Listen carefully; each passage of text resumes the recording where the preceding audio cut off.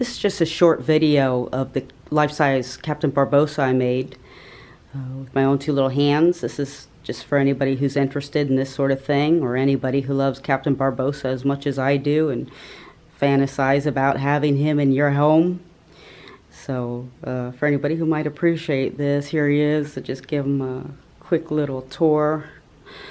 His face, I sculpted and molded his face. I punched in his hair. I made his body. His body is made out of PVC pipes and foam, great stuff foam. I sculpted his body out of great stuff foam, and then I paper mache'd it to make it hard. So he's really lightweight. The reason I do that instead of having just a store-bought mannequin is because, number one, they're expensive. Number two, they're really heavy. I can easily pick him up. I can pick him up with one hand. So it's really cheap and easy to move around. And I made his arms adjustable backwards and forwards. Oh, he's gonna fall. And his hands, I didn't make his hands, I just bought his hands. Just some costume hands. And but they come off easily. They're not stuck there, so if I ever want to get fancy with his hands, I can easily remove them, put some nicer hands on. And then I got his coat off a place on eBay. Some snazzy boots here.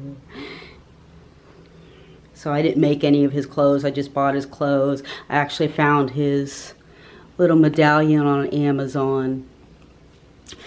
I made his head way too big, so I found a bunch of nice hats, but none of them can fit him because I made his head too big. So I'm not really happy with his face. I'm content with it. I think it's pretty cool, but I can definitely do better.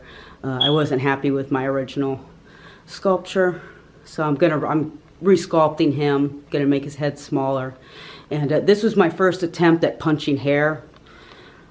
So not as fabulous as I would like to be, but good first try. So for his hair, I just bought a cheap wig, one of the $6 costume wigs you can get at a costume shop, and I just glued it onto his head. I punched in,